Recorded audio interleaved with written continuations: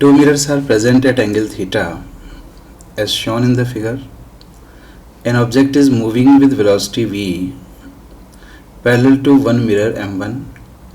Find the velocity of image in mirror 1 m1 with respect to image in mirror m2.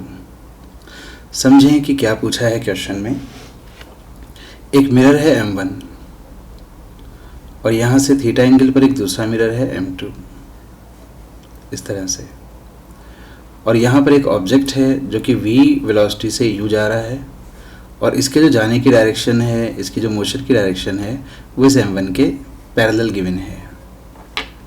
अब आपसे कहा गया है find the velocity of image in mirror m1। तो m1 में इसकी इमेज बनेगी, m1 में इसकी इमेज इतनी ही डिस्टेंस पर इस तरफ इसके ठीक सामने बन जाएगी। Suppose this image is image in m1 i1 मैंने इसका नाम रख लिया है। ठीक है भाई, इस i1 की वेलोसिटी अगर फाइंड करनी हो तो कैसे फाइंड करेंगे? इस i1 के लिए हम कह सकते हैं कि दो डायरेक्शंस हमें देखनी होंगी, एक तो इस मिरर के पैरेलल और एक इसके परपेंडिकुलर। तो पैरेलल वाले डायरेक्शन में हम जानते हैं कि जो ऑब्जेक्ट वेलोसिटी होती है वही इमेज वेलोसिटी होती है, तो इस डायरेक्शन में इसकी वेलोसिटी भी v हो जाएगी।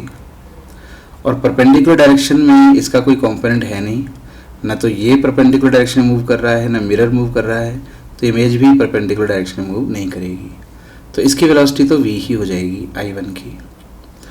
Find the velocity of image in mirror m1, this image with respect to image in mirror m2। तो m2 भी तो इसकी इमेज बनाएगा कहीं ना कहीं। कहाँ बनाएगा m2 इमेज?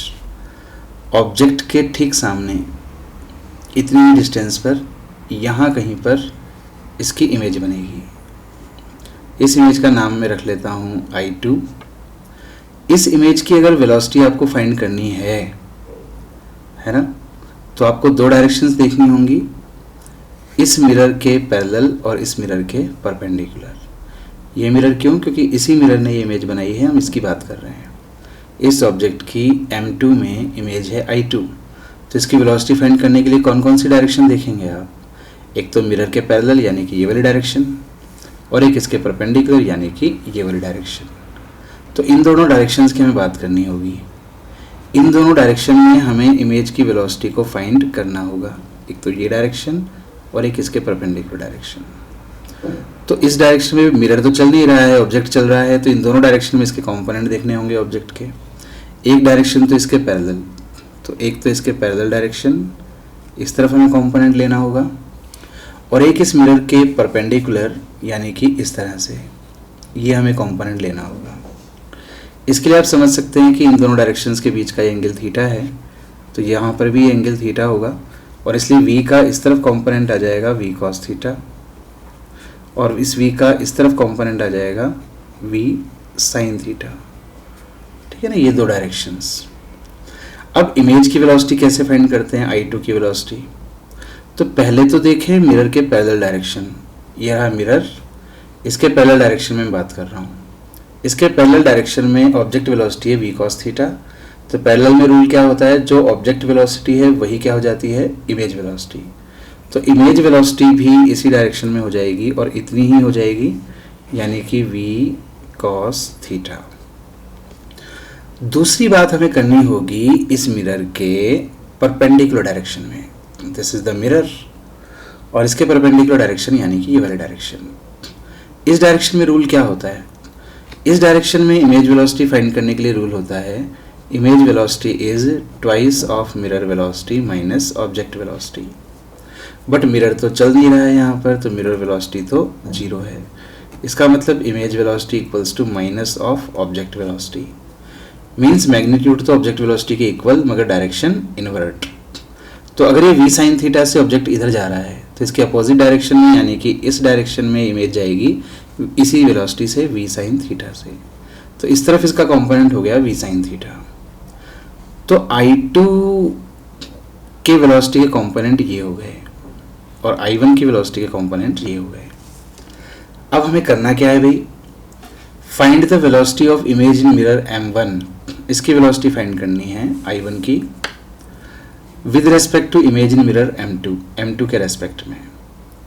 तो भाई इसके रेस्पेक्ट में वेलोसिटी फाइंड करने के लिए ये वाली जो दोनों डायरेक्शन है जिसमें हमारे पास I2 की वेलोसिटी है, इन्हीं दोनों डायरेक्शन में मैं इसके भी कंपोनेंट कर लेता हूँ। तो ये दो डायरेक्शन है, एक तो ये वाली डायरेक्शन जो कि पैरेलल है M2 के, और एक इसके परपेंडिकुलर M2 के परपेंडिकुलर ये वाली डायरेक्शन। इसमें कंपोनेंट करने के लिए आप इसी की तरह कर सकते हैं कि ये वाला एंगल थीटा होगा, V का इस तरफ कंपोनेंट V cos थीटा आ गया, और इस तरफ कंपोनेंट V sin थीटा आ गया। अब करना क्या है भाई, करना यह है कि इसकी वेलोसिटी इसके रेस्पेक्ट में है।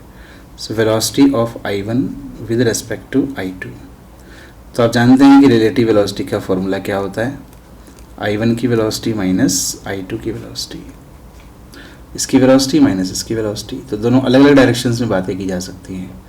इस डायरेक्शन में देखें, इसकी वेलोसिटी भी V cos थीटा, इसकी वेलोसिटी भी V cos थीटा, तो इन दोनों का डिफरेंस क्या हो गया, 0। ठीक है भाई।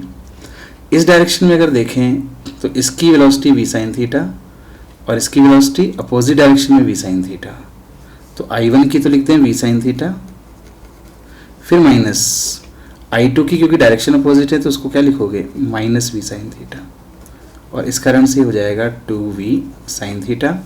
तो ये I1 की वेलोसिटी I2 के रेस्पेक्ट में है और यही आपका आंसर है।